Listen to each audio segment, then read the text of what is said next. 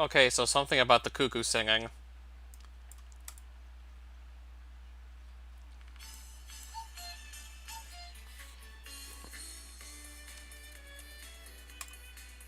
I've just hit my stopwatch when that simple but magnificent call seizes my attention. Keeping very still, I scan the nearby trees in an attempt to find the bird, but he proves highly elusive. I can hear his voice clearly enough, but can't even catch a glimpse of the animal itself. Quite an impressive little ambush. This actually isn't the first time something like this has happened to me.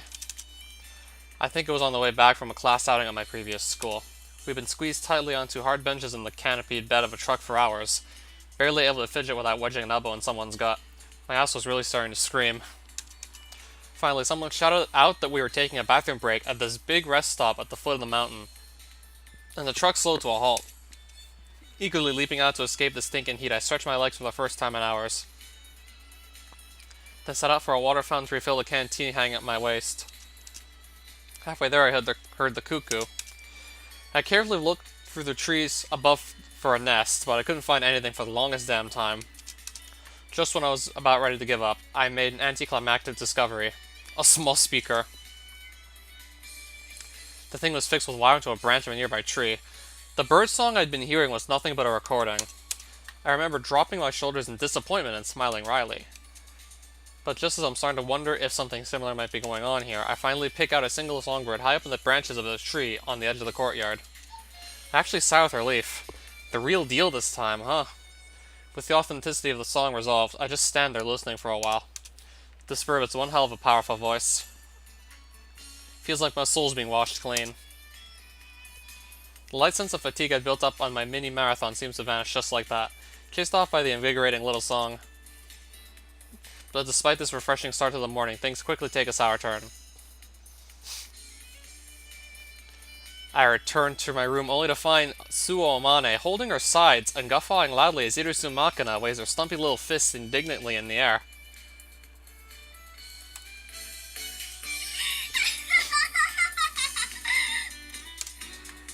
This ain't no laughing matter, punk. What? You're still angry, Makina?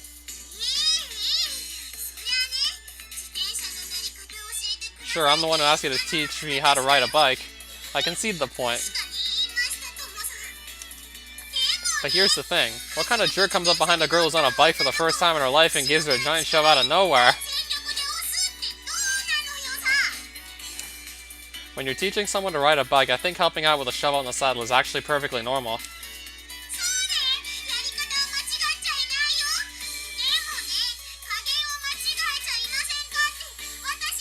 I'm asking whether you might have made a teensy mistake in how hard you pushed me. Okay, why'd you have to shove me so friggin' hard? Well, I figured a decent initial velocity would help prevent a gyroscopic effect and make it easier to keep your balance. That doesn't mean you gotta launch me into next week. And then what? She crashed right into a tree, I hear. I told the girl to brake, not my fault she didn't listen. I braked like crazy, but I was on gravel, you know. Even when I was braking, I just kept swooshing along, and then bam! Crunch!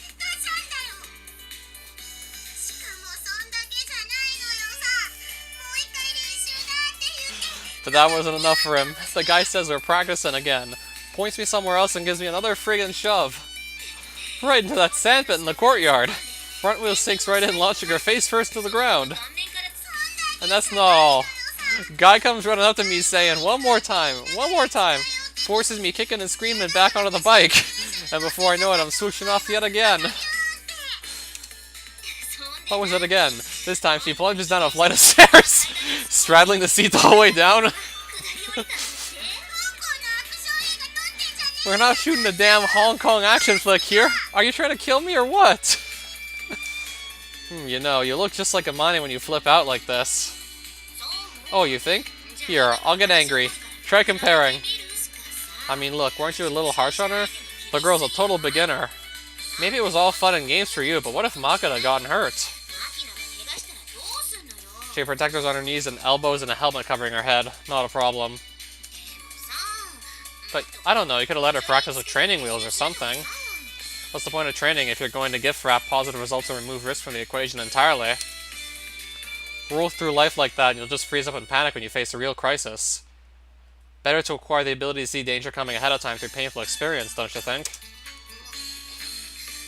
Well, when you put it that way, I mean, improving through falling off is pretty much the way it goes with two-wheel vehicles. I mean, I don't think you have to go that far just to teach her how to ride normally, but...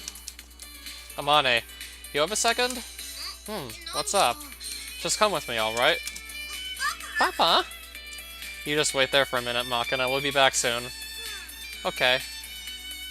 Amane, my friend, there's something I need you to clarify for me. Jeez, what? The other day, you said you were going to become Makina's mother, right? Were you serious about that? Huh? Wait, sorry, what do you mean? I want to ask you to play that role. Well, I'm okay with that, but in that case, when you disagree with me, stick to your opinion. Don't let me talk you out of it. Sorry, I really don't follow. Can you explain? I want to make Makina decide which of her opinions are correct for herself. Ah, so that's what this is about. When you raise a kid by spoon-feeding them the right answer to every problem, they end up narrow-minded and inflexible. When their parents disagree, children learn to think about who's correct on their own, right? Now I get it. You really are thinking this over, huh? Ah, so then... Were you being mean to Makina so you could... No, not really. It was just gut-bustingly hilarious watching her thrash around like that. You're awful. Well, if I'm that terrible a father, you'd better shoot down everything I have to say. Got it? Yeah, I got it. Sorry, Makina, but I have no intention of changing my instructional methods. Training to deal with all sorts of dangers is a valuable experience that'll help you protect yourself going forward. Don't do it, Makina. What if you end up getting hurt? You're a girl, okay? It's only a bike.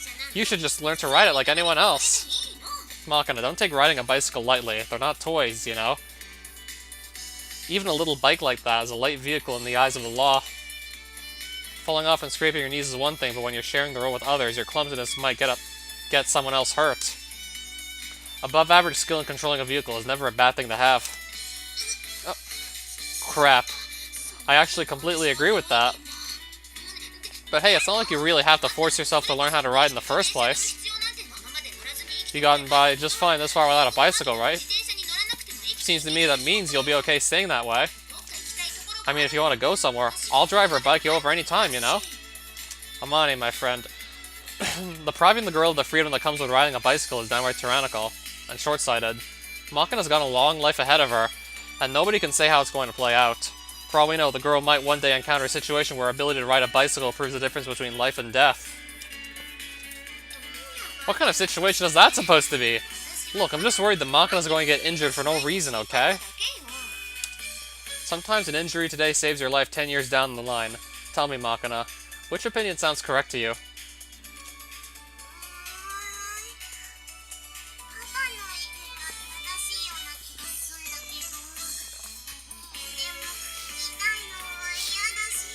I kind of feel like Papa's right about this one, but I'm not so crazy about inflicting more pain on myself. But... Okay, then, want me to teach you instead? I mean, I've got a light motorcycle license, and I'm a pretty good teacher, you know? Oh, now that you mention it, that sounds like a pretty good idea. Not to boast, but I got a license that's valid for anything on 2 wheels. Naturally, I picked up the MOS as well. MOS? It's a qualification you need to use motorbikes at my job. They don't hand it out to just anybody either. The skill standard is a lot higher. Look, does that really matter for teaching someone to ride a bicycle? Kind of overkill, don't you think? Didn't I just say not to take riding bicycles lightly? When you're operating a vehicle that poses potential risks not just to yourself but also to others, you should damn well know what you're doing. Don't fight, guys! Okay, Makina, what's it gonna be? You can learn from me or from Amane. It's your call. Can't I learn from the both of you? That's a good thought. For starters, I can teach you the basics around the school, then Yuji can train you on the road. How's that sound? True enough. There's no need to restrict the girl to a single instructor. Helps provide a more balanced perspective after all. Sounds good to me, but are you sure about this, Amane? Fine by me. I mean, summer vacation starts tomorrow, so I'm gonna have too much time on my hands anyway. It's already that time of year, huh? Might come as a bit of a surprise, but my employer is an absolute stickler on the principle of academic achievement. Practically everyone looking up to move up the ranks uses their off time to cram for exams. and in the case of employees who are assigned to special posts, just such as myself, anyone who hopes to get promoted isn't just studying, but also working to gain recognition for their physical prowess. In addition to the daily exercise routine, your days off are typically spent on special training regimens. Every spare minute you have is devoted to forging your body and mind. The rest of your time goes to eating, sleeping, and very little, to me, summer vacation as nothing more than one very long independent study period. Well then, it's the moment you've all been waiting for. I have your report cards. In a somewhat theatrical gesture, the principal taps a stack of thick, neatly folded paper against her lectern to align their edges, then surveys the classroom with a big smile plastered on their face. Sakaki takes her report card indifferently. Apparently either unconcerned or just uninterested. Amane receives hers with a vaguely apprehensive expression, her brow slightly furrowed. Oh, so does that mean she failed some classes? Michiru, not even attempting to hide her revulsion, grimaces as though she's just had a slimy snake drop in their hand. Oh, so Michiru probably did even worse, right? Makina grins from ear to ear, like an undernourished child taking chocolate from a GI in a jeep. Sachi bows deeply, strongly resembling a white-collar worker accepting a business card from the chief executive of a major client. And finally, I take mine with the steady nonchalance of a grunt taking his new posting for the latter half of his term from the division commander. But when you get a report card handed to you, it's only human to be curious about the contents. And as we look over evaluations, there's another wave of varied reactions around the classroom. Sakaki glances over a report card without so much as twitching an eyebrow. Looks as though the results are exactly what she anticipated. Apparently something in Amane's hit a little too close to home, judging from her eye smile and the way she's playing with her hair. A hard and digestible chunk of pitiless reality forced down her throat. Michiru does her best to fight back a rising tide of gastric juices. Oh. No way. No way, no way, no way! No way! There is no way. I will not accept that as truth. Will not accept that as reality. That did not happen. I will still state that it is impossible for that to happen. Her euphoria of only a few moments ago completely gone. Makina scowls at her card and mumbles, "Seriously, man?" in a deploring tone of voice. Clearly finding the results she wanted inside, Sachi nods deeply in silence and softly claps her hands together in a round of applause for herself. As for my report card on the 5-letter scale from A to F, I'm almost entirely in the B range. The only exceptions are 2 A's in physical fitness and science and 2 C's in social etiquette and personal conduct. I'm initially a little nonplussed at that mediocre personal conduct grade, given that I don't smoke, gamble, or drink, but after reading the brief comment scribbled in red pen, to wit, the heroic act is nice, but if you're not careful, your treatment of the opposite sex is going to cause you a lot of grief. I have to admit, I more or less understand where they're coming from. In fact, this isn't the first time I've been written up for problematic habits regarding women. My employer routinely has superiors put together departmental evaluations, commonly used as references for your next posting or attempts at career advancement. They're pretty thorough documents, running through your academic progress and personal conduct, covering the results of all sorts of inspections and opinions on your overall suitability as an employee. But when the superior writing the report happened to be a female, let alone JB, there would always be at least one angry scribble to the effect of "serious issues with women," invariably punctuated with an exclamation mark. I mean, it's not like I'm a playboy or misogynist. If anything, my coworkers ridiculed me as an introvert, and I always endeavor to be considerate toward women, but for some reason, my attitude seems to be frequently misinterpreted. This concludes our lessons for the first semester. I imagine some of you will be returning home over the summer, while others will remain. But regardless, I'd like to ask you to set concrete personal objectives and make good use of your time. Class representative, if you would. Stand. At Sachi's ceremonial command, everyone stands up at once. At the bow command, we all lower our heads and shout, "Thank you very much." The principal offers us a nod in the brief, "Yes, I'll see you next semester," and leaves the classroom. I thought this sort of bowing and scraping was an elementary and middle school thing. I guess our attitude toward learning is a little different here, or maybe the ceremony itself carried a different nuance at my old schools. Look at my report card! Let's see here. Smiling from ear to ear, Makina thrusts her report card in my face as if to smash it against my nose. I pull my head back so I can actually get a look. Makina's card consists of a large border with a vivid red cherry blossom design framing the words, "Let's try a little harder" in huge bold letters. Underneath that stamp, there's a brief comment that seems to have been written by the principal herself. Receptivity to the influence of others is proof of a curious mind, but please make an effort to acquire a little more common sense. Start by working on your manner of speaking. So I'm not the only one who earned an exclamation mark. Oh, isn't this something? Makina's bizarre mode of speech isn't anything new, but the principal has a point. It's not going to fly if the girl goes out into the world and tries to get a job. And that's not the only problem. Just from my casual observations, her handwriting's sloppy and she's terrible with her chopsticks. In many small but significant ways, she's lacking in the skills expected of a normal member of society. But acquiring common sense is easier said than done when you're spending all your time in an isolated school like this. Common sense and the lack thereof are concepts that exist only in relation to your environment. What's she supposed to learn from a guy with a C in social etiquette? That said, looking around the room, I can't find a single person who doesn't exhibit a severe lack of common sense. I think I'm developing a stomachache. Excuse me. I can't let you get away with that one. For what it's worth, I am widely regarded as Hama Academy's Queen of Common Sense. Are you sure about that? You have something to say? Let me pose you a hypothetical question. If Makina were to go out into the world and conduct herself just as you have, what would people think of her? For example, if they observed Makina declaring her love at first sight for some man she didn't even know, then proceeding to rub her chest against him while snorting roughly through her nose, would they accept it as normal? Well, I mean, I'm pretty sure they would pin her as a horny, slightly dim-witted Lolita type. While this might very well meet with the enthusiastic, tearful approval of a certain minority given the particular tastes, could you really call any society that accepts such a viewpoint as common sense anything but pathologically abnormal? That's definitely a little, well, you know, Amani, my friend.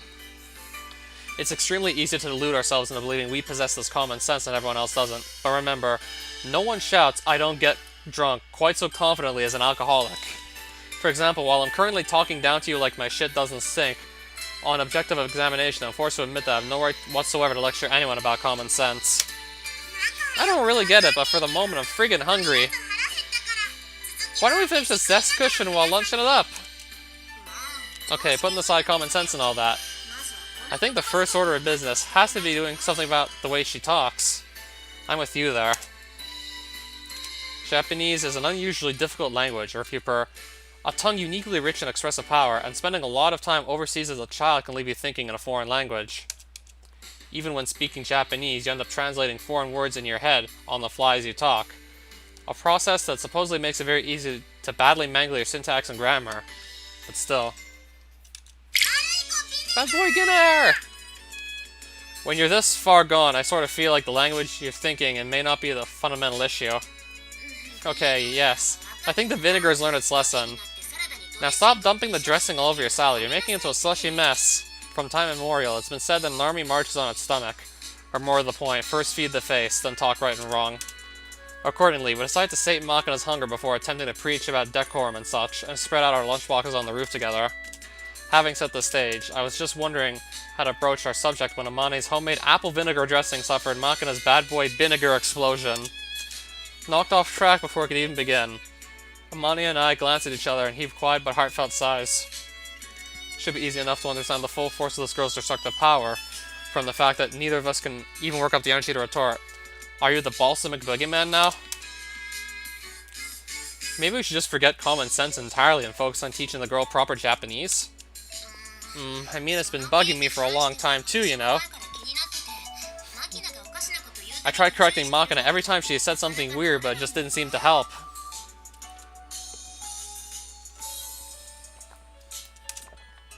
You're rude, people. I can totally speak all polite and formal if the mood strikes me, you know. Oh, first I've heard of it. Alright then, kindly demonstrate your best polite conversation. I'm very sorry, but your request isn't particularly clear. What exactly would you like to discuss, sir? Oh, that sounded sort of convincing. I know, right? Talking formally ain't no thing. Just gotta imitate Sachiin, am I right? Sure didn't last long. What happened to the polite language, Makina? Ah, I do apologize. I've rather embarrassed myself. Well then, what should the topic of our discussion be? Well, whatever pops in your head should be fine, I guess. Whatever pops into my head, is it? Well then, let me see. I have a story to share from just last night. I was drifting off to sleep in my bed, but a mosquito bit my arm in this vicinity, and the itchiness quickly grew unbearable. But if I were to scratch away at it, I knew that Amani-san would scold me and insist I was only making things worse. So instead, I pressed down quietly with my thumbnail several times, forming an X mark over the bite. At this point, I was struck by a flash of insight. Overlaying my initial X with a second, I formed an asterisk. I was so proud of myself, I couldn't help but shout. And at that point, Amani-san came over with quite the fierce scowl on her face and proceeded to beat me about the head. What an unspeakably savage woman, don't you think? Whatever shall we do with her? Hey, Amane. Yes? I'm starting to think this girl's issues might go deeper than just her language skills. Goodness, what a coincidence. I was just thinking the exact same thing.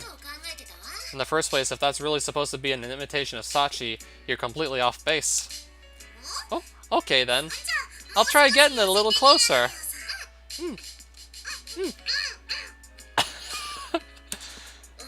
Good morning to you both. I am Sachi. So similar. Wait, what the hell? Is that her? To be frank, I've grown rather sick of Michiru-sama's nonsense.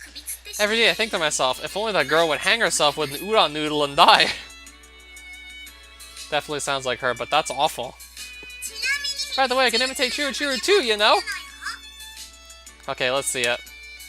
Yuji, help! It's a disaster! What's wrong, Michiru? My stomach was hurting this morning, so I went to the bathroom, and I was bleeding, and it just won't stop. Am I gonna die? Crap, not only did she have the voice down cold, that sounds like a line the girl might say. Oh no, I think you're being a little too harsh on Michiru there, any way you look at it.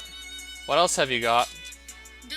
Why exactly do I have to participate in this nonsense exactly? It's Sakaki! How utterly ridiculous. You really are a worthless human being, aren't you? It's perfectly obvious your continued existence will only bring further misery to everyone involved. Kindly bite your belly button and die. What is this? Absurd talent. You're amazing, Makina. You think? This is kind of the first time anybody's complimented me about this sort of thing, you know? Well, I mean, yeah, the voices are pretty good and all, but I don't think Sakaki-san's going to tell anyone to bite their belly button and die, you know? Why do they have to be so nasty? I've wondered about this for a while now, but I think the girl's foul mouth might be coming from you, Amane. Huh? Me? Well, think about it. Hanging yourself with an udon noodle, biting your belly button, that's all pure kansai. Well, now that you mention it, maybe a little kansai twang does sneak out every once in a while, when I'm scolding Makina or whatever. Huh? Wait. Don't tell me. This is all my fault! I'm not sure where else it would be coming from.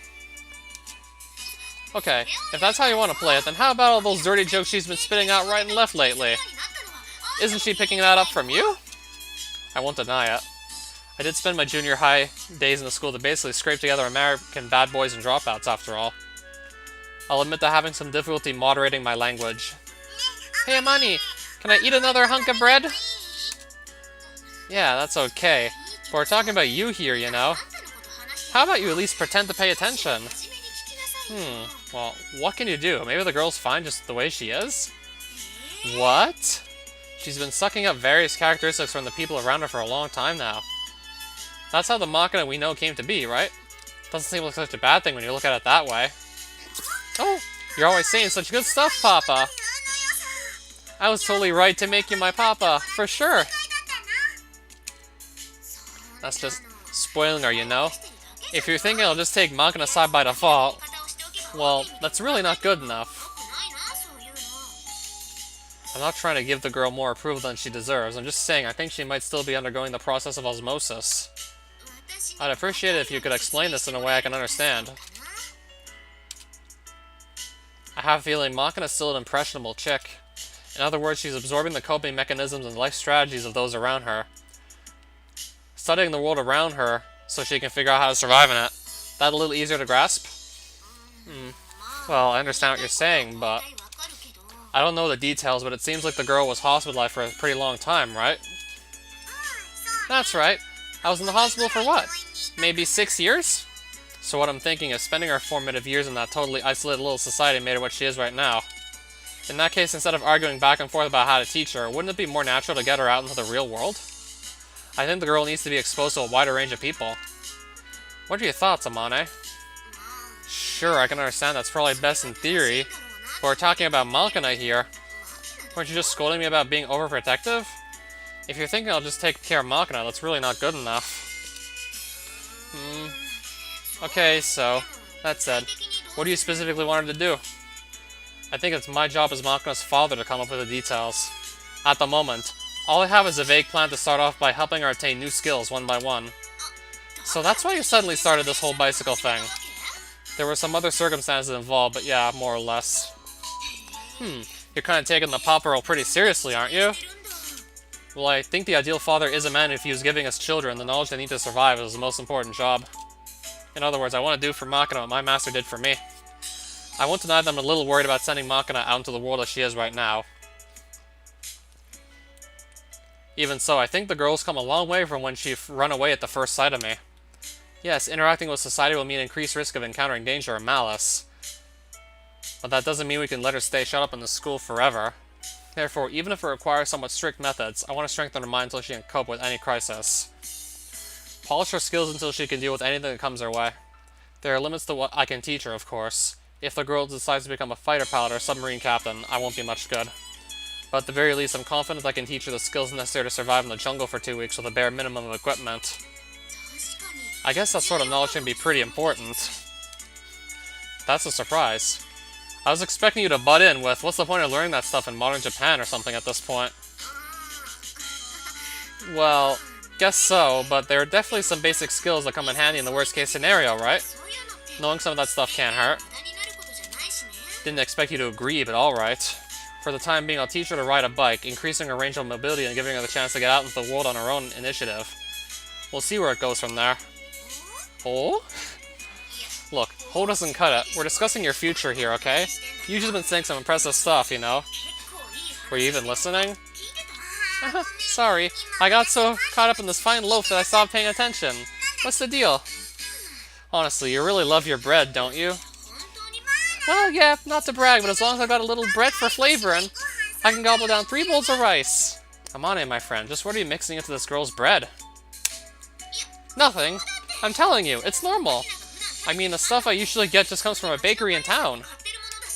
This bread is pretty damn good, though. I know, right?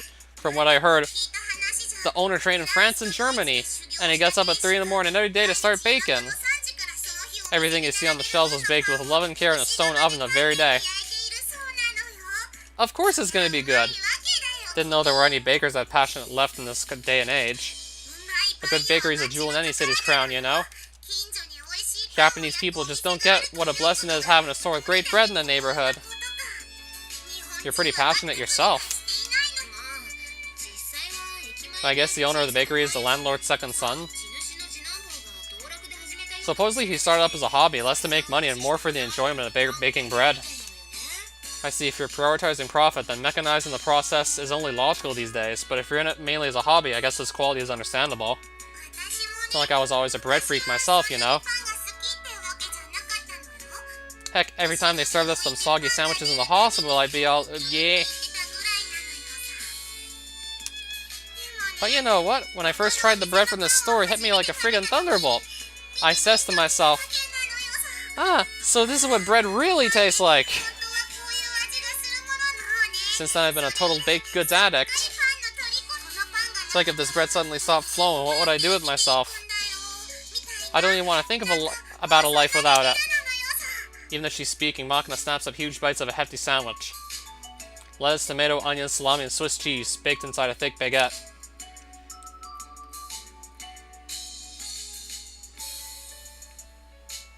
If she enjoys bread this much, maybe working at a bakery would be a rewarding experience. In that case, Makina, why not try out making bread yourself? You can't live without that bread. In other words, you're completely dependent on a single bakery. In this economically turbulent world of ours, that place might just go under just like that. Instead of living your life waiting fearfully for that day, why not acquire the skills to produce bread with your own 2 hands? Bake bread? Myself? Well, they do say home bread makers are getting pretty darn good these days. I'd actually been thinking about getting one myself at some point. No, that's not what I meant. Why not take things a little further and try for a part-time job at this bakery she loves so much? A part-time job? Me? At the bakery? Conveniently enough, we're just starting summer vacation tomorrow. I thought it might be a good experience. And a chance to get your feet wet in the working world. But we're talking about Makina here. Working for money isn't the game, you know? Tell me, Makina, what's your work experience to date? None. This is as good a time as any to start. How about giving it a try? Hold on. Aren't you rushing things a little? Shouldn't we, ease her into this? For one thing, I don't even know if Makina even knows how to handle money. Very true. The girl does seem to have a pretty warped perspective when it comes to financial matters, but that's all the more reason.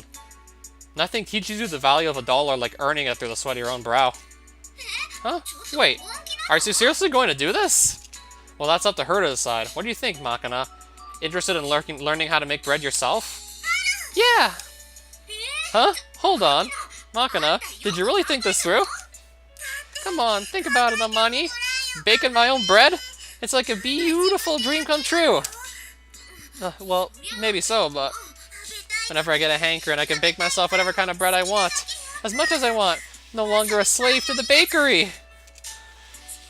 And what's more, this could present an ideal chance to unleash the double melon bun that torments my dreams onto an unsuspecting world. Whipping up an enormous sensation with my own very own hands. Double melon bun? What was it again? Something about the winds of change blowing through the ossified melon bun world? Oh, the birth of a terrible infant. Enfant terrible, if you please. Right, something like that. So in conclusion, if you work part-time at the bakery, you can make anything you please a reality, be it double melon buns or double buns of steel. It's like a dream. I understand the melon bun thing, but I think buns of steel are something else entirely. And not to rain on the parade, but what makes you think they're going to be conveniently looking to hire someone right now? In regards to that little detail, Amane, how about you pay them a visit? I'm sure even a hard-assed bread artisan will yield before a jiggling tit or two. Excuse me? Are you under the impression I jiggle my tits on command? Got another thing coming, you bum. Well, whatever. I guess I'm on board. I'll stop by this evening on my shopping trip or whatever and see if I can convince them for you. Nice! I'm gonna do this thing! I'll be dominating the world from the shadows through the power of double melon buns in no time! I don't entirely follow, but this double melon bun sounds like it has some impressive potential. That same evening, despite her protestations, Amane sauntered into the bakery in ridiculously revealing casual clothes, excessive chest flaps swinging pendulously from side to side with every step, and in her very best sugary sweet tone asked, "Hey, are you hiring part-timers or anything?" In no time at all, she proceeded to smoothly convince the owner. Makina attained her first job without so much as an interview. Fuck, that was easy. Will the school administration provide approval? Makina has taken this task into her own hands, putting her case to our highest authority. I'm sitting in mainly as a spectator. Understandably, the principal responds with guarded rejection. I do understand your desire to gain experience in the real world, Irisu-san. But right now, well, perhaps it's more important to focus on gradually, steadily learning what you need out there. Although she's choosing her words carefully, it's pretty clear that Chizuru has some serious reservations about letting a potential embarrassment like Makina wander out into the world.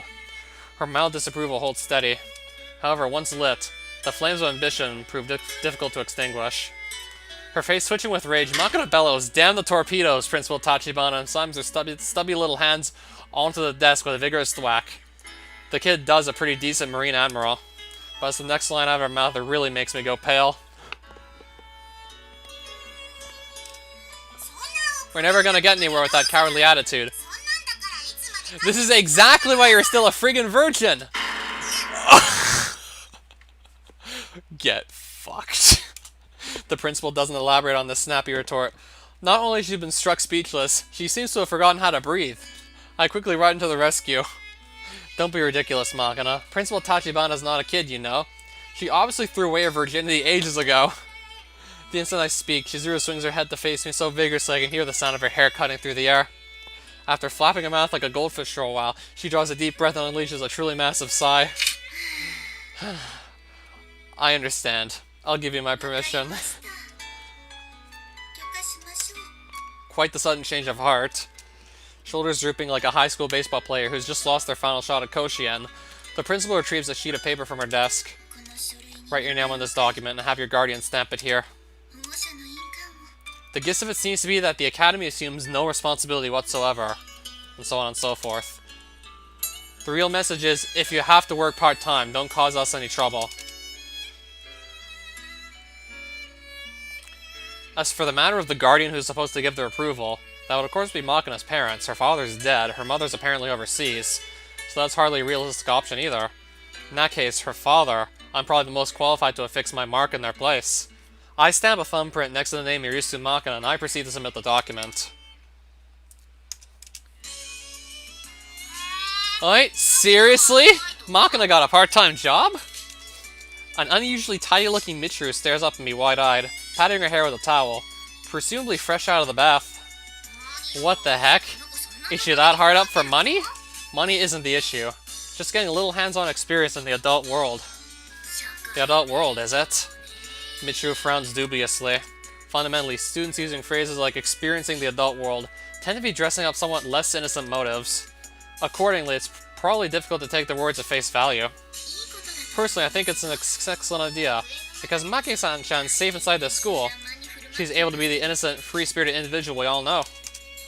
But while it may be easy to forget, her fear of strangers as well outside the pale of normality, stepping out into society through a part-time job would doubtless be a valuable experience. But it's the Makina we're talking about here, you know. Can she really handle a job? I'm not certain whether she can or can't is very important right now. For the moment, I believe demonstrating the will to overcome her weaknesses is what really matters. Exactly right. You got a good head on your shoulders, Sachi. You're too kind. Just the sort of line I'd expect from a teacher's pet, but talk is cheap, right? What do you mean by that, exactly? Anybody can mouth the words and show off their will to improve, but unless you get results, what's the point? Oh, are you some kind of self-help expert now? But of course, I constantly make every effort to better myself. Once I set my mind on something, I don't give up easily, you know? Well, you're good at mouthing words to that effect, anyway. Grr, what the heck? You don't believe me? Look, when push comes to shove, you always have Sachi bail you out, right? Whenever anything happens, it's Sachi. Sachi! Hell, you were screaming for her in the middle of the night just the other day. That was just... Come on! There was a freaking cockroach in my room, and Sachi's in charge of managing the dorm, right? So cockroach managing is totally your job! You're spouting gibberish now. At this rate, you're going to end up unable to tie your own shoes without Sachi around. That's not... Well, I don't regard it as a nuisance. It's not a bad feeling to have people who rely on me. Stop spoiling the girl. You're turning into a useless lump. It's not like I want to be spoiled or anything. Sachi wouldn't have enough to do if I didn't give her orders, right? Yeah, I'm giving Sachi work for her sake, not mine. What the hell are you saying? I mean, yeah, some capitalist hiring a new employee does invigorate the economy, but it's not like you're paying the girl an appropriate wage for her labors. Don't throw your fancy words at me. I don't get it. Behold, Sachi, the road was paved with good intentions, but this is where it brought you. Well, please don't blame Michiru-sama. As you say, there's much I need to reconsider as well. You really are a good girl, aren't you? Think that warrants some praise. Get over here. I reach out and rub Sachi's head roughly, working my fingers around her frilly hairband. What the heck is this? You're acting like I'm some kind of problem child or something. Well, the shoe fits. Fine, I get it. You want me to stop relying on Sachi so much, right? If I overcome my weaknesses, I'll be a good girl too, right? I get the picture. I'll show you what I can do. Just you wait and see. That's so not true. Okay, Sachi, listen up.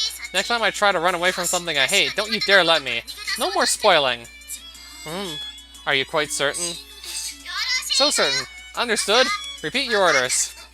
Ah, yes. I, Kumine Sachi, do solemnly swear not to spoil Michiru-sama. There we are. Well done. Okay then, my throat's dry from shouting. Go fetch me something to drink. Yes, right away. You people just don't get it, do you? Huh? Get what? No, just forget it. Michiru needs Sachi, and Sachi needs Michiru. At least, that's the sense I get when I watch the two of them like this.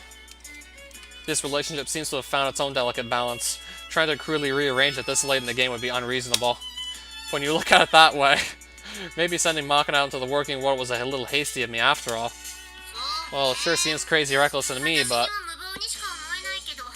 it's not like she can just stay locked up inside this school forever, right?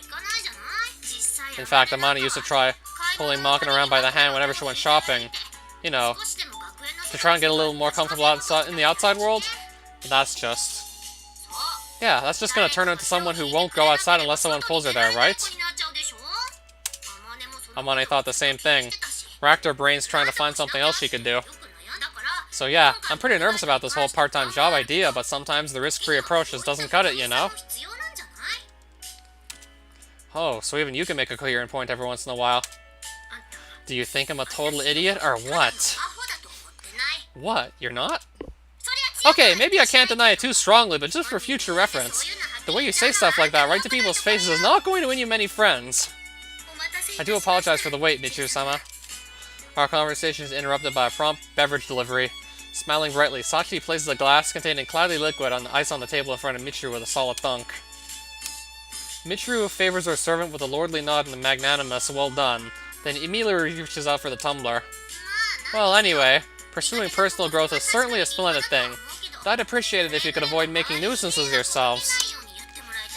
Even as she speaks, Michiru brings the drink Sachi provided to her lips, then gulps down a mighty swig.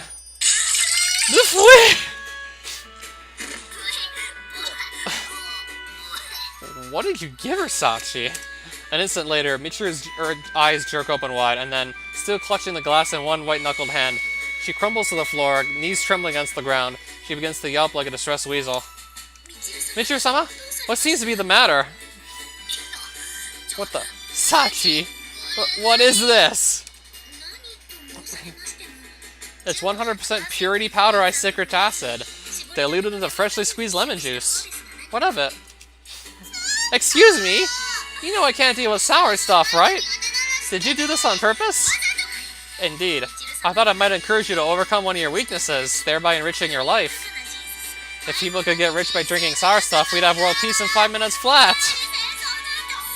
I do apologize, but I don't have the slightest idea what you're trying to say. Why not? Rather than continuing with this incomprehensible prattle, kindly finish your drink. Eek! And where exactly do you think you're going, Michiru-sama? Ah, no! Nimbly shifting course, Sachi pulls Michiru's legs out from under her as she scrambles desperately to escape. And then, with an elegant flutter of her long skirt, the maid plunks herself down on her wriggling mistress's stomach. Michiru-sama, you still have quite a lot left to drink. Don't want it anymore! I'll give the rest to you! You drink it! I'm afraid I can't do that. You see, I was recently ordered to prevent you from running away from your weaknesses. And therefore, I, Kumine Sachi, shall bring the full brunt of my skill to bear on this mistake. Please. Please open your mouth.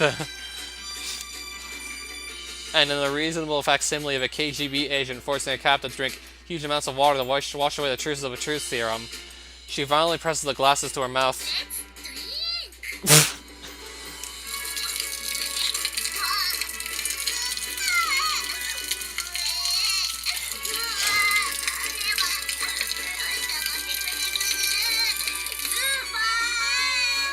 It is delicious, isn't it? Come on now, swallow it all down. Don't leave one drop. Yes, that's the way. Drink while snuffling like a pig out of its trough.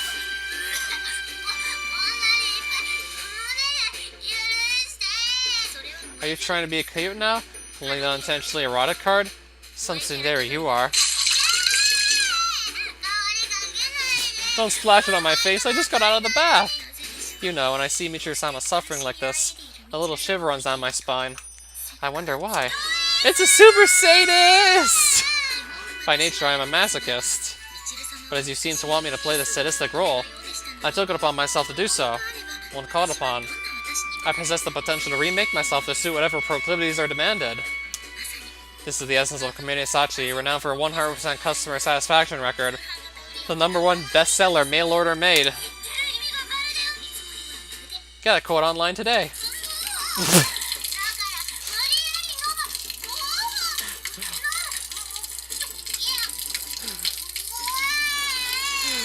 What can I say? You two really get along, don't you?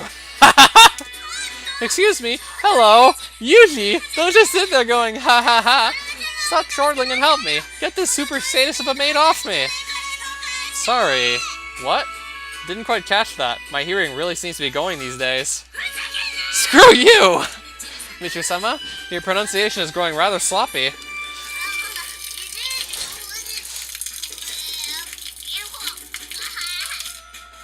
I was wondering what all the racket was about. What on earth are you people doing?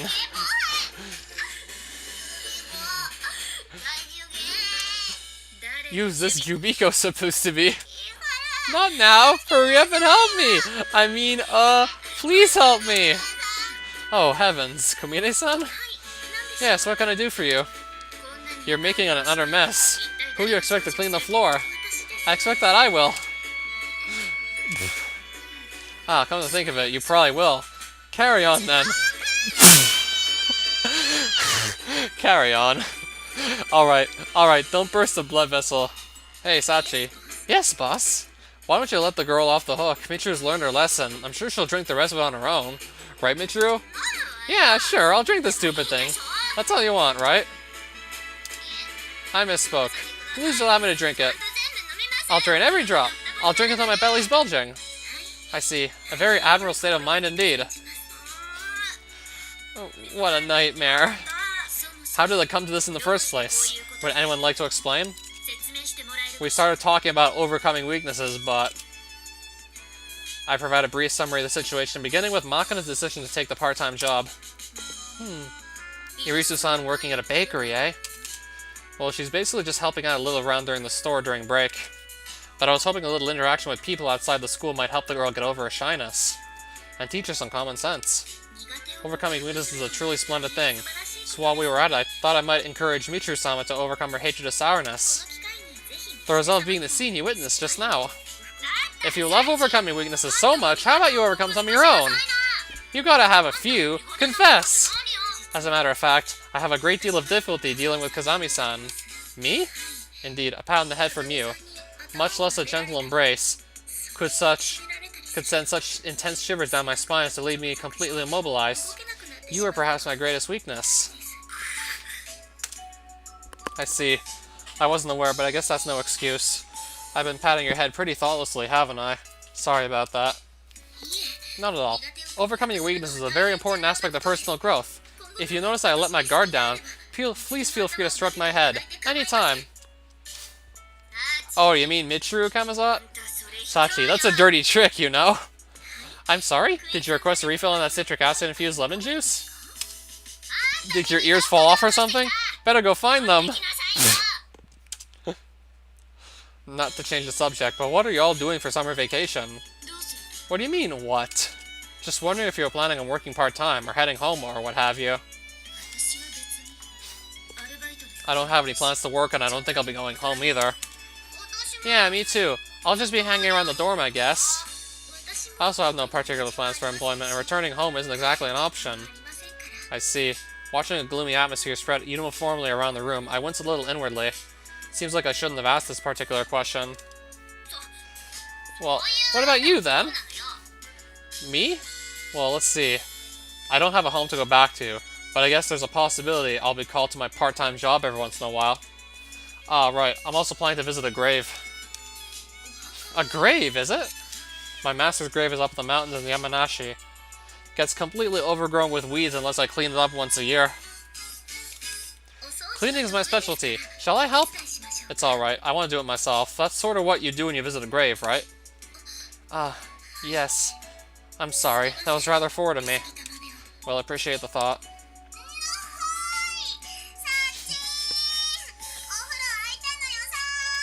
Our conversation is interrupted by the arrival of a fresh-faced shrimp with a big grin on their face. Amane follows in her wake. Makina's arm is curled around a hot pink wash basin, containing not only the usual bath towel and soap, but also perhaps the single creepiest mutant of a toy duck I've ever had the displeasure of laying eyes on. You're the only girl left, Sachin. Go soak yourself, why don't you? Ah, yes. Well then, I'll go in right after I get you your drink, Maki-chan. That's okay, Sachin. I'll take care of Makina, so go take your bath. It's alright, take your time. Hold on, Sachi. Wait up, I'm gonna go back in with you. With a small bow in my direction, Sachi briskly heads up the stairs towards the bathroom. In pursuit is a quite literally sour-faced Michiru. The bath in this dorm has a full 8 faucets and showers. Theoretically speaking, everyone in the dorm could get in at the same time if they wanted to. But instead, the residents have developed an unwritten protocol. Our solitude-loving Sakaki performs her ritual ablutions first, so as to minimize the risk of human interaction. Generally, Michiru takes her turn immediately thereafter. As for why Michiru is the second up, it seems she refuses to go after Makina, who has something of a reputation for leaving the bath another mess. And once the pseudo-tsunderi's done, Amane and Makina take their turn together. Sachi always claims the final slot so she can perform a quick little cleanup afterwards. When I was thrown into the mix, it was generally agreed that I would enter only after all the women had had their turns, as to reduce the potential for awkward mishaps. The water was really nice today, you know? You should come in with us, Papa. I don't think Chizuru would be too pleased if I pulled a stunt like that. So if our principal didn't have any issues with it, you just roll on in? The bathroom's got 8 separate showers. I don't see why it'd be a problem. Well, that's not really the kind of problem I was thinking of, but then again, it'd definitely be a help to have someone to look after Makina while I'm washing myself. You can't let your guard down with this girl, she'll fall asleep in the bath, you know? Kinda dangerous. That a fact? Guess that would explain why Amane almost always goes in with her. Well then, I'm going to be going back to my room now. Ah, yeah, night. Hey, Papa, why was everyone standing around out here? What were you talking about? We're just discussing our plans for the summer vacation. Amane, you're going back to visit your family, right? That's still a little while away, though. And I don't know if it's really going back, since I'm visiting my grandparents on Mom's side. Amane's grandma lives in Kyoto, you know? She's super sexy! And super scary! You've met her? Yeah, they met last summer. Sort of felt like I couldn't leave Makina alone in the dorm, so I just carted her off to Kyoto with me. She was wearing this crazy expensive-looking kimono, you know? Puffing away out of one of them long pipes. It was like, is she really running the restaurant in here? Look more like one of the madams, if you know what I mean. Excuse me? What do you think my grandma is exactly? Huh? A weird person, I guess? The woman's strange enough to be called weird by Makina? We must be talking about a pretty damn peculiar individual here. She is not weird. But at our very first meeting, she suddenly hit me with a giant setup line, you know? A setup line? Well, okay. It's just, when I opened the door and yelled hello, Grandma came out to greet us, but... We're standing there in the doorway and the lady comes up to me and said to Amane and goes, well, hello there, dear. You sure came a long way. And then she grabs Makina's cheeks and goes, Lord almighty. Hasn't been that long since I saw you, but you sure have shrunk. Guess it was a hot summer this year. I'm not a pickled daikon radish she left hanging out on the porch, damn it. I'm not gonna shrink. Is the woman senile? Sounds like quite the entertaining grandmother. Want to come along again this year, Makina? We can put on your yukata and go to the festivals and everything. Oh, sounds good. Wonder if I can still squeeze into one of the ones you guys got me last year. I think it'll be fine. You haven't grown an inch, after all. A yukata, eh? Come to think of it, I guess that'd be a pretty good look for a stumpy little barrel like Makina. Are you trying to compliment me here? On the other hand, Amane, would yukata really work out so well with this distinctly un-Japanese figure? Why are you staring at me like that, exactly? Well, Amane, my friend, a word of advice from me to you. When wearing a yukata, try not to saunter around the streets with a bottle of lotion in one hand. Thanks, because I was totally planning to. Incidentally, I can pretty much tell what you're thinking right now, you jerk. Anyway, if you're that worried, maybe you should come along with us here, too. No, I'll pass. You don't have to hold back, you know. We got more than enough rooms, and it's a restaurant, so there's no worries about food either. You should totally come if you don't have anything else planned. Thing is, I'm on call at my part-time job. I don't know when they'll want me, and I need a fairly good reason to leave the prefecture. There's paperwork to fill out and everything. Oh, really? That's too bad. I'll enjoy myself in my own way. Don't worry about it. Sorry. Nothing to apologize for. Thanks for inviting me. In the first place, if I did tag along to meet that grandmother of hers, I'm not quite sure how I could respond to having my cheeks firmly pinched. Let alone the Lord Almighty. Hasn't been that long since I saw you, but you sure have turned into a man. Guess it was a long rainy season this year. Gag she might well hit me with. And even if the company were to give me permission to leave the prefecture, there's still a good chance I'd still be summoned when necessary. Worst case scenario, They might end up landing a helicopter on the old lady's lawn. Fundamentally speaking, enjoying a vacation like anybody else is a privilege not extended to those who live with a chain locked firmly around our necks. Even so, my summer begins normally enough. Right back in the schoolyard. Sometimes I'm amazed at the human capacity to adapt. Generally speaking, the speed with which someone picks up the knack for something is proportional to their performance, but it's surprisingly difficult to guess the fastest learners ahead of time. Exceptionally talented individuals can often apply their existing skills to a new task, but it's not uncommon for someone who seems inferior in other respects to abruptly discover an astonishing talent in one specific field. Case in point, ever since I was a kid, I had a firm reputation for being below average at everything I tried. But then I met my master, stumbled across a certain talent, and in time came to see the world through a new lens. You could say that discovering that talent made it possible for me to finally find my niche such as it is. Okay, we're getting pretty abstract here, so I'm going to explain things a little more simply. There are two kinds of people in this world. Those who are capable of riding a bicycle and those who aren't. And well, apparently Makina belongs in the former category. That's it. Makina zips around the courtyard on the mini-velo Sachi lent us, fully releasing one handlebar to wave in my direction. Not exactly ready for the tour, but she's maintaining a respectable degree of control. The girl only got on the bicycle for the first time yesterday. In terms of skill, it's fair to say she's already superior to one not insignificant group of fellow pedal pushers. Namely, those old little ladies who fall right off whenever an obstacle crosses their path. The so-called granny cyclists. Quite a respectable standard to pass after one day. I'm pretty well convinced at this point. The girl has talent. Perhaps it was my rigorous training, in the finest tradition of a culture that produced 300 warriors who faced down 1,000,000 Persians that allowed it to blossom? I nod deeply, satisfied to see the wisdom of my educational methods reaffirmed. As Makina pumps away at the pedals, enthralled with the bursts of speed she can produce on her own power, her face seems to have frozen in a maniacally joyful grin. I know exactly how she feels. Discovering a new talent is like seeing a clear new path opening up before you on the vague, foggy road into the future. It's a downright stirring feeling. Will I be able to prepare the sort of road this daughter of mine deserves? As my thoughts lurch into sentimental territory, all of a sudden the sight of Makina waving at me from her bicycle seems oddly moving. I've never had a child of my own, so I can only speculate. But maybe these are the sort of feelings that carry the fathers of the world through the daily grind? Before I know it, I started worrying myself about what I can do for this girl. Seriously considering multiple possibilities for her future. It's bizarre. I can't even figure myself out anymore. How you like them apples?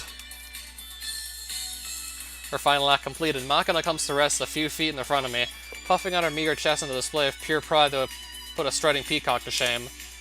You're a cocky little punk, but I must admit you've gotten the general idea. I had Amani teach me before dinner yesterday. I see. Amani reported afterward that I just showed her the basics, but she got the hang of it pretty easily. During this initial session, Makina apparently fell off her bike once or twice. Perfectly normal for a beginner, of course. What surprised Amani was the way she fell. When Makina felt she was determining to lose her balance, she instantly determined the safest possible way to hit the ground. Sometimes she deliberately slid off the bike to avoid the worst case scenario. Amani thinks I'm good enough to ride outside, but she said I should just ask you first just to be on the safe side. Alright then, how about you follow me on the bike when I go running today? Huh, sort of like a manager from the boxing club tagging along to keep an eye on the guys. More or less. While we're at it, I can teach you the rules of riding a bike on a public road. Sounds good! Let's get this party started! I glance at the watch on my left wrist, about 6:30. If I run at my normal pace and skip climbing the stairs at the Shinto shrine, it should come out to a light 50-minute course. Once you get the hang of riding a bike, wanting to pedal out into the world is only human. When you're passing through a familiar town in a whole new way, it's hard not to feel a slight sense of adventure swelling in your chest. The question, just how far can I go, floats naturally through your mind. But even taking all that in consideration, I can't just let this turn to a casual joyride. There's just too much I need to teach Makina. First, the most fundamental of the fundamentals. How to focus your attention when operating a vehicle. There are far too many people who look only directly in front of them. At the very least, I want Makina looking far enough down the road to notice hazards 50 meters or more in advance. And while checking her sides should go without saying, I don't want the girl ignoring what's behind her either. Unlike motorcycles or cars, bicycles don't have blinkers or brake lights. Keeping everyone around you, of your intentions requires deliberate care on your part. By checking both sides ahead of time, you can avoid problems when you change a lane or make a turn, and being aware of what's behind you dramatically reduces the risk of being rear-ended while braking. I'm jogging along these matters to Makina when we pass a pink-collar worker, casually fitting with her cell phone as she steers her car with one careless hand. Take a look at that, Makina. Bicycle accidents are on the rise these days, and the majority are directly caused by happy-go-lucky types like her. Well, that's kinda impressive. Can't even see where she's going like that, can she? The woman can see just fine. She's just choosing not to look. It's not like she's driving a damn tank. As a general rule, motor vehicles are made to provide their operator with adequate visibility. Not even trying to look around you is negligent, and ignoring what's right before your eyes is downright criminal. Averting your gaze from things you'd rather not see, covering your ears against unpleasant words. Exactly the sort of casual arrogance that once led Japan into an unwinnable war. You'd think we'd have learned our lesson by now. In any case, never operate a vehicle while playing with your cell phone. And keep your headphones off, too. Always pay attention to your surroundings, and be aware of how well others can see you. That alone should be enough to avoid a good percentage of preventable accidents you might suffer otherwise. I see. As a general rule, the most important part of keeping yourself safe is maintaining a healthy fear of things that can kill you. In other words, don't get so used to the peaceful existence you are currently enjoying that you start taking it for granted. Nothing went wrong yesterday, and today's been smooth sailing as well. So tomorrow will no doubt be just the same. Such careless thinking sneaks up on you, and when a real crisis arrives, it can render you utterly helpless. But pressing this rather theoretical point won't do much good. The words will probably go in one ear and out the other until Makina has a wake-up call of her own.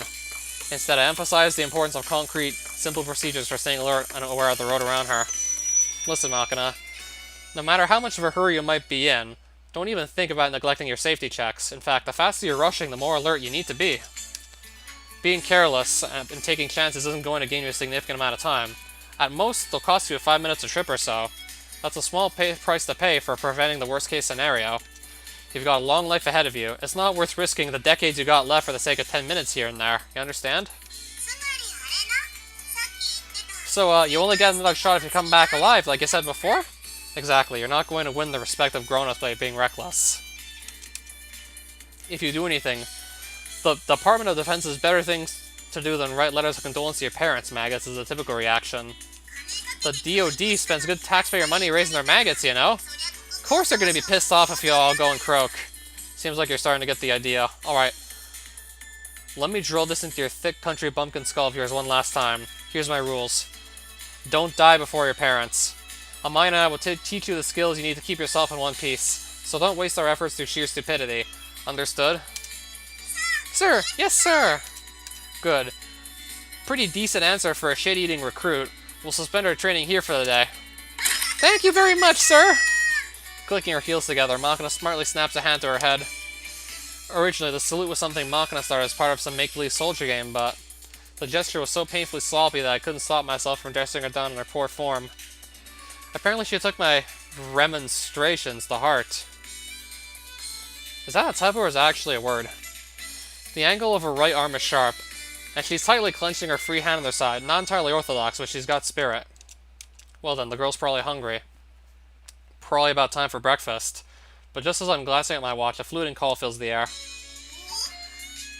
Kind of a nice bird song out of nowhere. Oh, that's a cuckoo. He was singing yesterday morning too. A cuckoo? That brood parasitism one? Impressed you know that. Yeah, cuckoos lay their eggs in the nests of other birds, like the shrike or reed warbler. Since this one's been around 2 days in a row, there's probably a nest around here. Ooh, I want to see the cuckoo's nest! I want to see that sucker! Squinting, I carefully look over the area that the birdsong's coming from. The search proves slightly easier this time around. There it is. Look at the 18th tree counted from the storehouse on the left. It's up in the branches. Can you see it? Where? I can't see a freaking thing. Don't get too close or it'll fly off. There, see? In the branches of that tree on the left. Why can't you see it? The bird's huge. Wait, is it that little black thing there? Closer to gray than black, I'd say. Orange eyes and feet, though. Can you really see all that, Papa? I can just sort of make out a blackish thingy over there. Well, I got pretty good long-distance vision, thanks to my job. Alright, wait here, I'll bring you something nice. Something nice? I'll be back soon. Don't run around and scare the cuckoo off, alright? Gotcha! I jog back to the dorm, then drag out the rucksack containing all my earthly possessions from the back of the closet.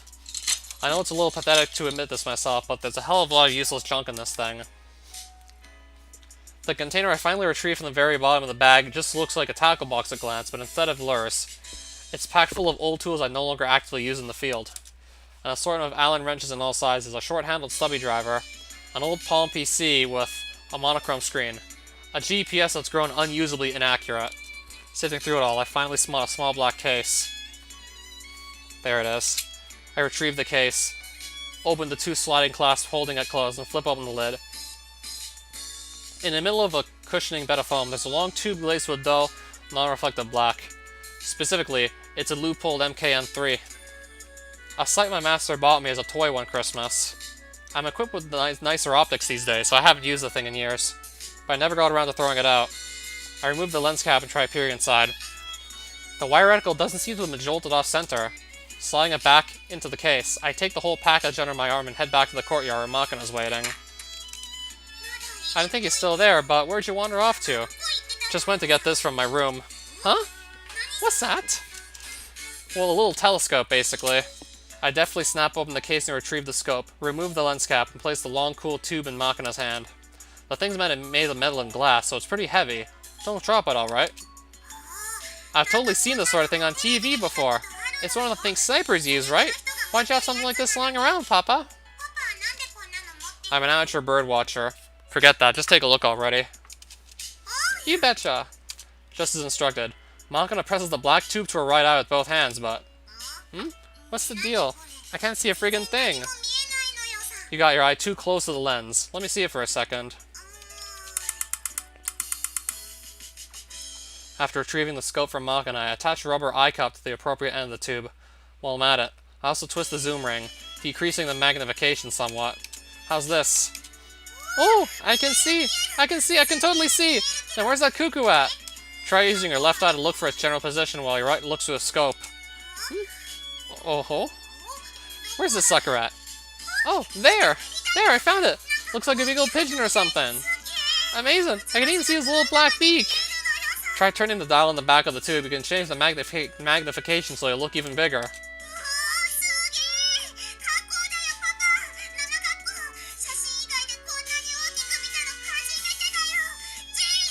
Jeez!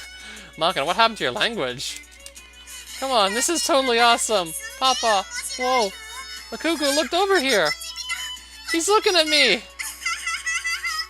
The bird's getting nervous because you're making so much noise. The cuckoo ain't singing, is he? If I keep quiet, will he sing? As long as we stay this far away, I think he'll start again sooner or later. My excitement ain't quite cooled yet. But I suppose I shall endeavor to appreciate the cuckoo in silence for the moment. Yeah, you do that. Observing things you don't normally get the chance to see is definitely enjoyable. I always liked watching birds as well. When I was living alone with my master in the mountains, we'd see turtle doves and bulbuls every day.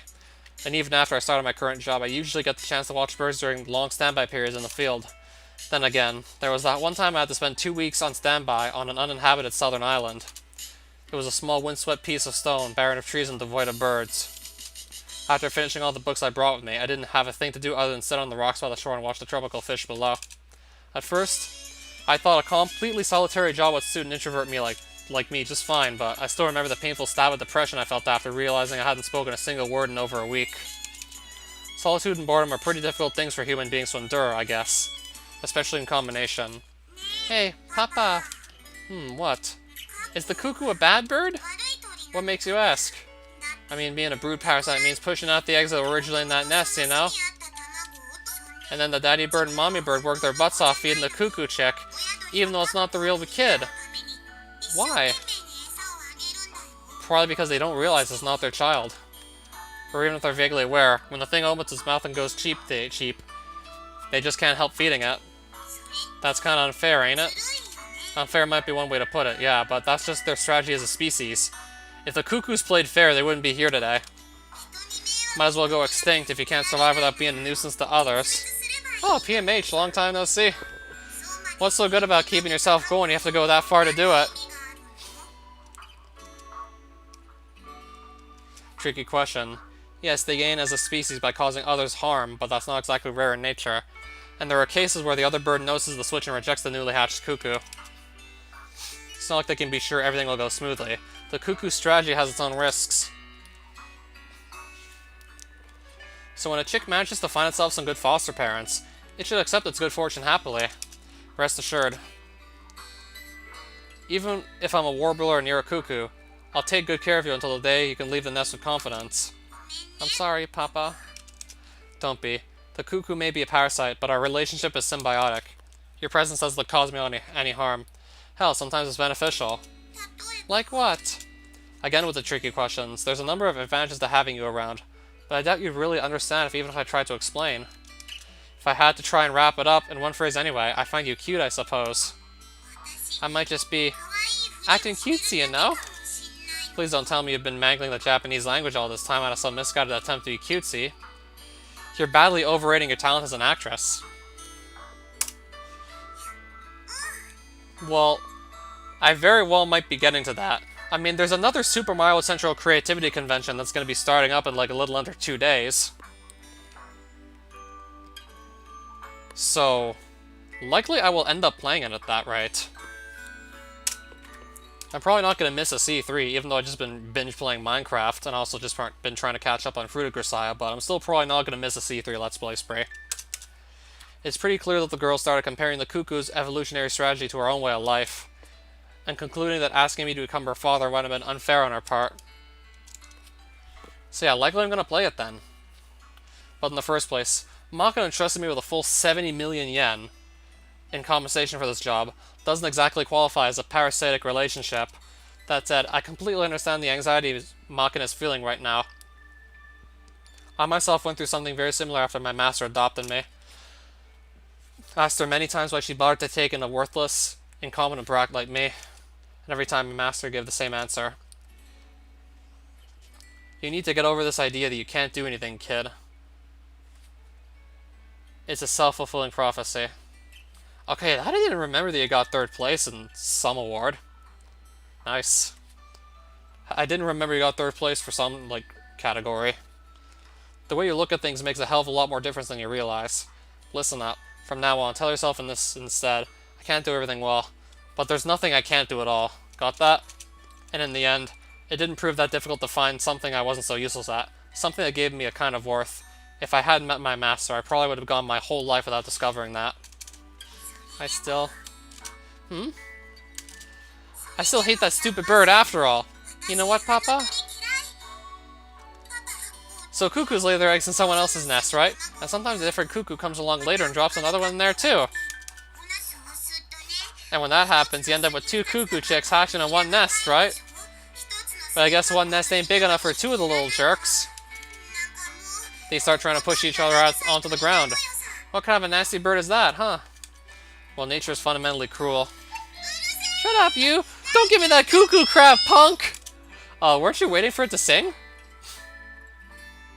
You mean Super Mario ROM hack, right? Or what pack? Minecraft mod pack? Oh, just looking at the smug little faces getting me more and more pissed off. Hey, you're the big cuckoo expert, right? Know if they make good eating? You can make almost any meat easily edible with enough creative flavor, but I can't say I've ever experimented with cuckoos.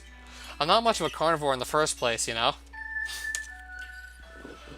Oh, you mean mod pack? I mean, worst case scenario, if I die in my hardcore world again, I might likely just consider playing a mod pack just to really break up the monotony.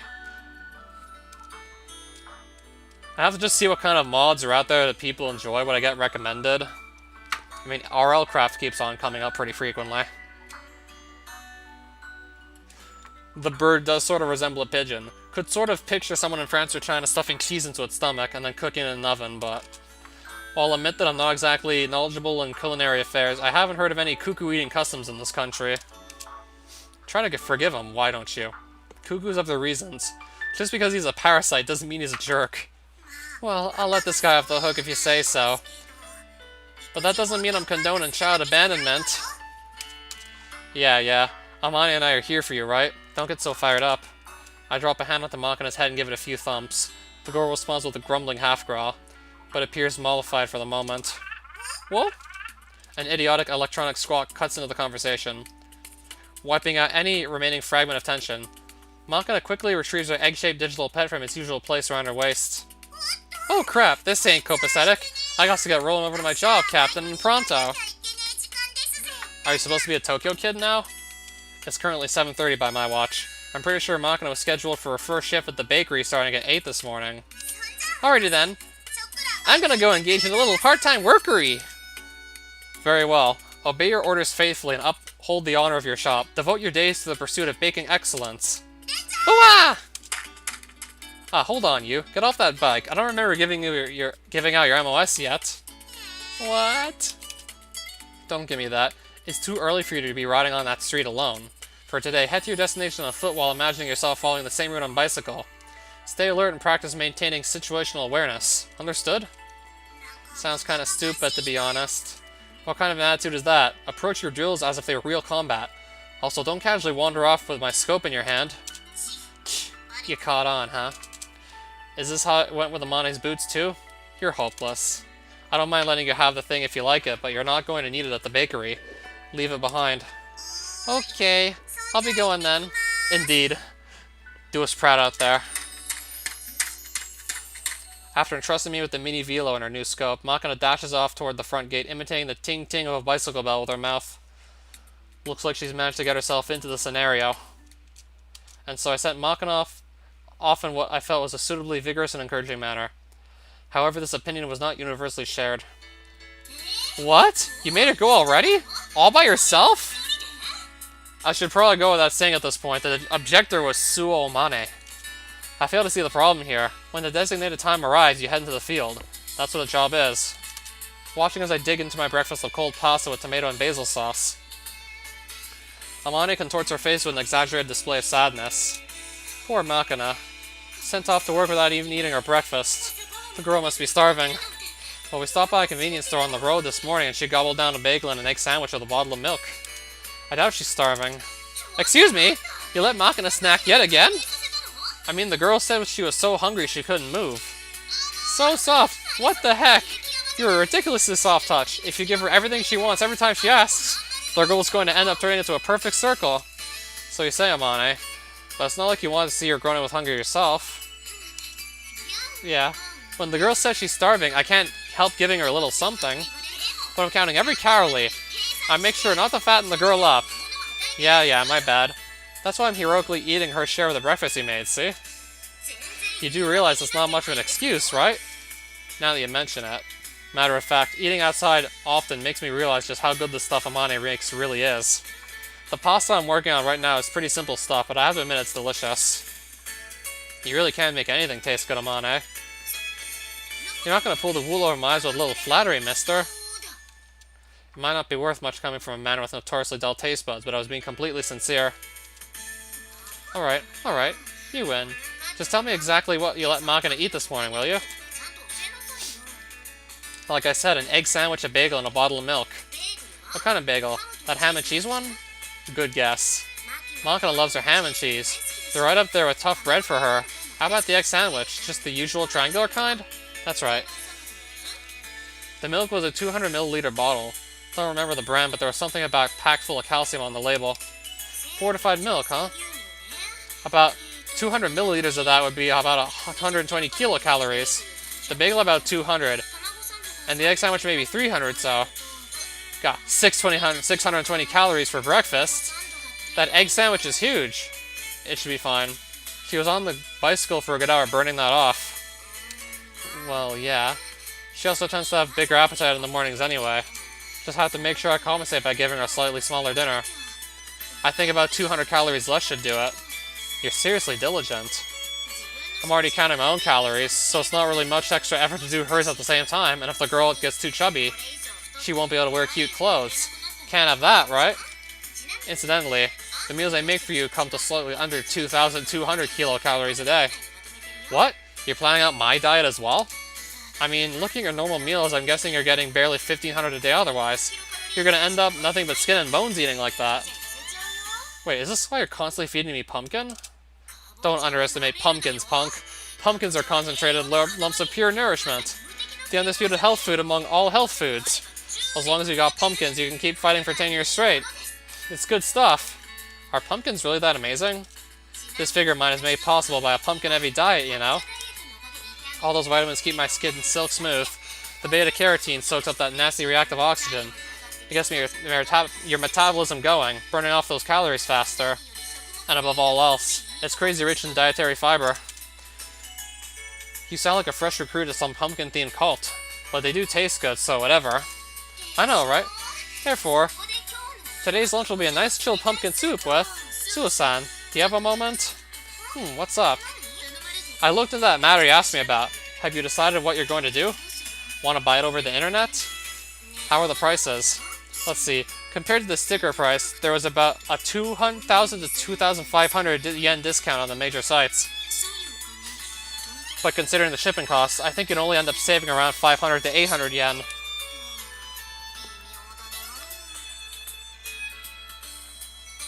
Don't know if that's really worth it. What are you people talking about?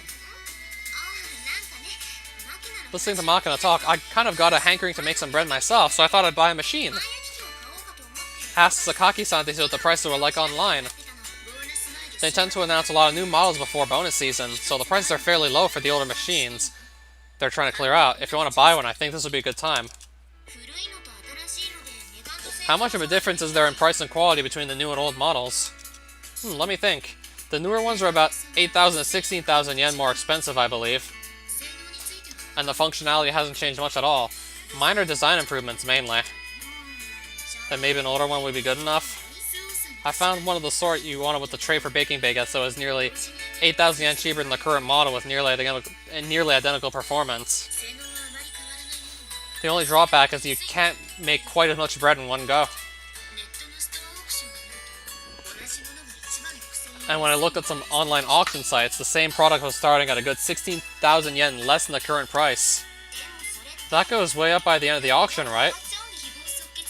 Even with the auctions with a fixed buy it now price tend to be a good 1,000 yen cheaper than the other sites, so you probably wouldn't end up paying more than you would elsewhere. But sometimes they'll charge a heavy shipping fee separately, so you have to be careful. Anyway, the sellers I was looking at this time seem to be offering free delivery. Assuming the price will probably end up somewhere in that middle, that's still 8,000 yen cheaper than buying in the store. You're surprisingly good at this sort of thing for rich girls, Sakaki. Personally, I prefer to interpret as evidence that I'm well versed in economics. I see. You got a good nose for money, Sakaki. That's kind of an odd way to put it, not that I really care. But anyway, 8,000 yen, huh? I might be able to talk my way to a discount like that if I tried hard enough. Should I make it easy and buy over the net? Or maybe jiggle a breast in some clerk's face? Tough one. Why not take the easy route and buy online? You do have a credit card, right? Well, yeah, that'd be fine too. I think I'm gonna buy this one at the appliance store in the shopping district after all. I can understand that making your purchase with the item in hand feels safer, but ordering through the internet normally goes quite smoothly these days. That's not it. If I buy it from the store, they can help me out right away if the machine's defective or if I break it carelessly or something. Right?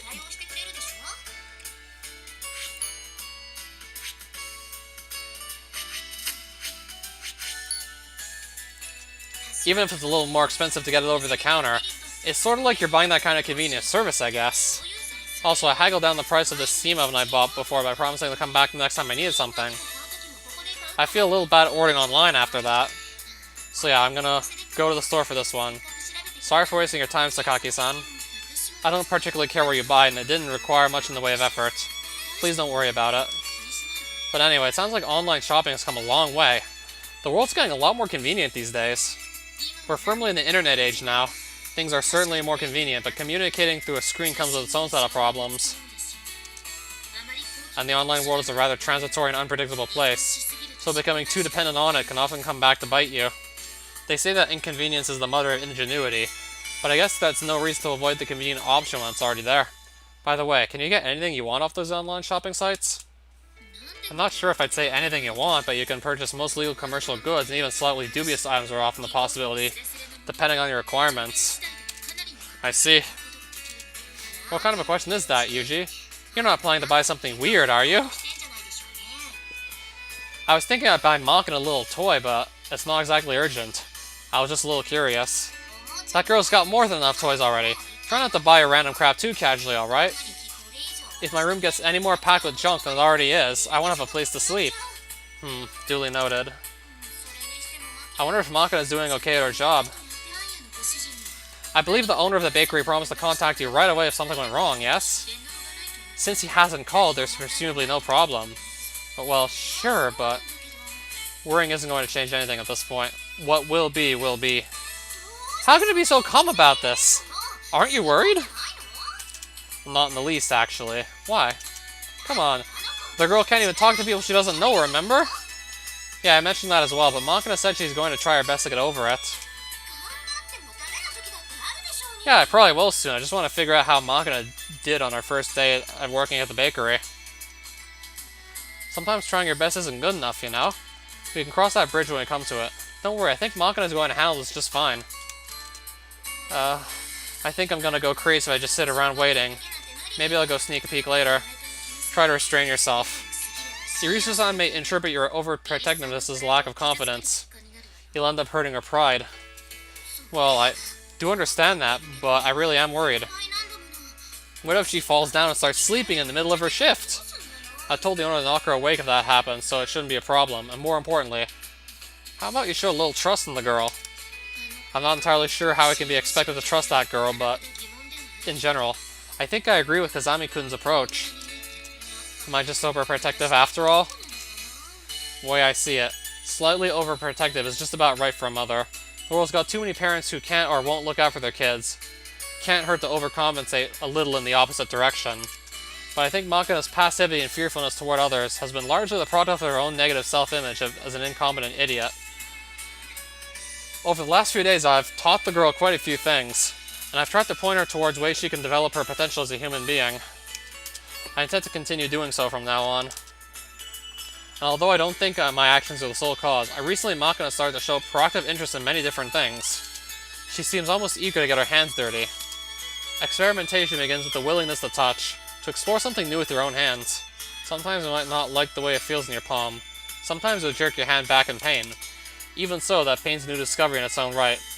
A lesson you can't really understand except through experience. They say infants put everything and anything in their mouths to learn to taste the poison, but Makina's been raised in the equivalent of a sterile clean room. Now she's finally begun to explore the taste of the world through her own. I want to note that my declaration of complete confidence was largely a bluff. But I don't think I'm raising a kid who can't figure out the difference between a bitter green pepper and a bottle of arsenic.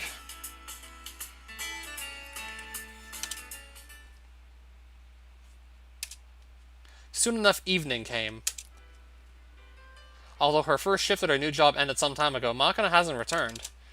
Amane, who suffered through the day in the state of constant distracted worry, finally broke down and called the bakery. As it turns out, the girl had left right on time some 30 minutes ago. This prompted Amane to shout, "Shua?" and attempt a dramatic leap to her feet with the cell phone still pressed to her ear. But unfortunately, the woman had been sitting on the couch with her long hair tucked under her sizable buttocks. As her head snapped back with a painful yank, Amane let out a long groan of uncertain meaning, something along the lines of, "What?" and then turned her impotent anger on the target closest at hand. "Hey, Yuji, why didn't you pick up Makina? Get going!" "What?"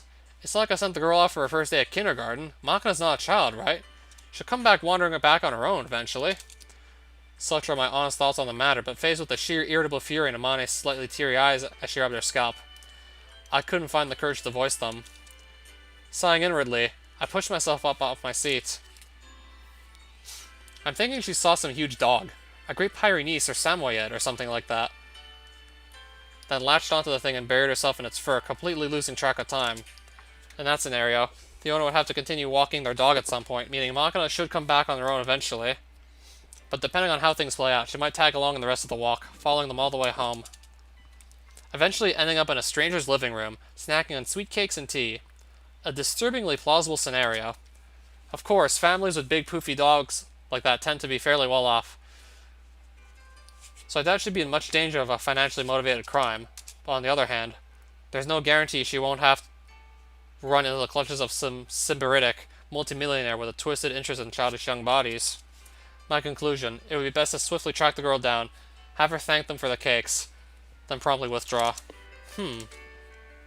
I retrieved my private cell phone from my jacket pocket. Of course, we tried calling Makina before anything else, but her cell phone went straight to voicemail every time. Amane and I had been uncertainly pondering our next move when a savior known as Sakaki Yumiko descended from the ceiling on a golden chariot. Apparently, Makina's cell phone was equipped with a remote tracking function in case of loss or theft. We immediately set out about tracking the phone's location through its GPS. As it turns out, she was keeping perfectly still in what looked like a corner of the shopping district near the station. After consulting a map, we confirmed the girl wasn't in a residential area. Just sitting by the side of a public road. Apparently my gobbling down cakes in a rich person's house hypothesis was off the mark. Given this new information, my next thought was that the girl had dropped her cell phone or simply dozed off on the spot, but seems like it was the latter. Makina. Hey, Makina, wake up.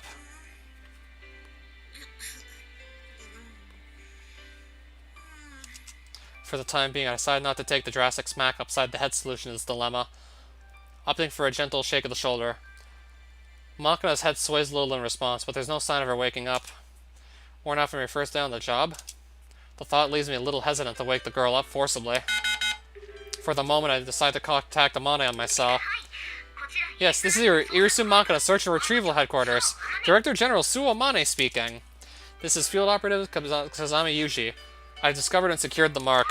Oh, thank goodness! You found Makina? Yeah, little punk's taking a nice nap on a bench in front of the station. Did you wake her up already? Does it look like you can? Not really. I tried calling out to her, but the girl seems to be sleeping pretty deeply. I'll wait a little longer, but it shouldn't be a problem either way. If necessary, I'll just carry her back to the dorm. Makina said there's a TV show she wants to watch at 8 today, so make sure to get her back before then, okay? Understood. Nothing further to report. I'm ending the call. Good work out there. Alright then. Hey Makina, can you wake up for me?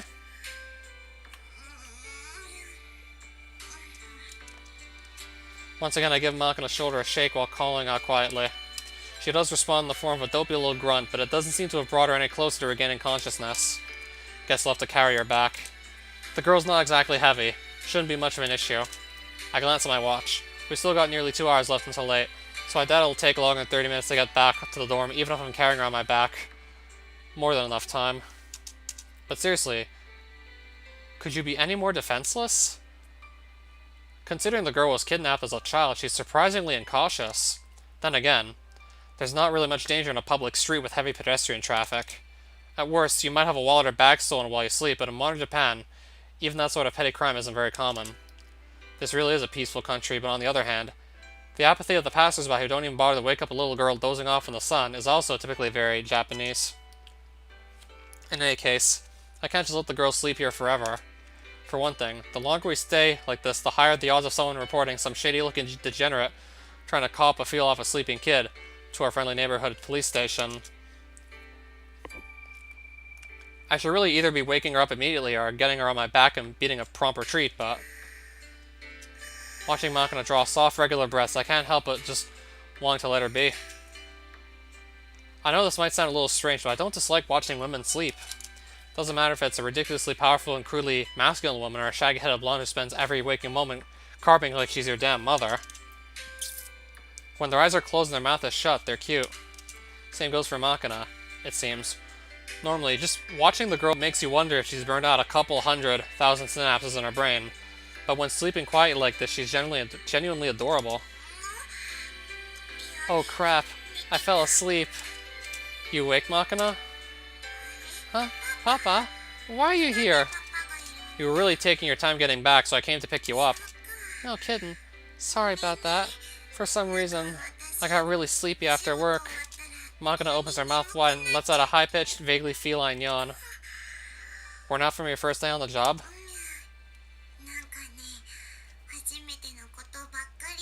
It was pretty hard, you know, but it was really fun, too. That's good to hear. Think you'll stick with it? Although I've been making a conscious effort to trust Makina, I was pretty worried deep down. But from the way she's talking, it sounds like she was able to concentrate on the job. You know what? I think I might kind of like working at the bakery. There was all sorts of bread, and all sorts of different customers came. I talked to lots of different people today about lots of stuff.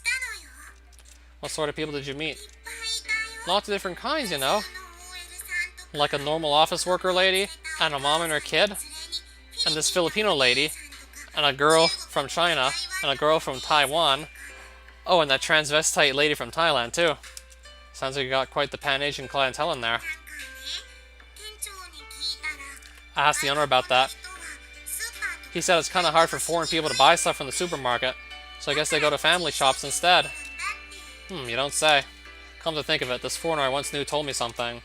A while ago, the tabloids and TV news shows made a habit of constantly reporting on organized criminal activity perpetrated by a small number of illegal immigrant workers.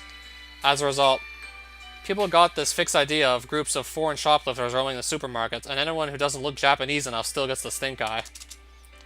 Can make your weekly shopping trip feel really unpleasant. So anyway, I tried really hard at work, and the owner gave me a whole bunch of melon buns. The paper sack Makina's clutching in her arms is packed full of pastries. Judging from the intense sweet fragrance wafting from the buns, they're still hot from the oven. My stomach was growling, so I thought about eating some on the way back, you know? But I figured I might as well eat them with everybody instead. With Papa, or Amane, or Yumi-chan, and Chiru-Chiru, and Sachin, and Chizu-Chizu. The people who are always looking after me, you know? Thought I could say thanks for everything, have a melon bun or something. But on the way back I got really sleepy all of a sudden. Sorta dozed off. You know what? I'm really grateful to everybody. I always want to say thanks, but I don't really know how to get that across.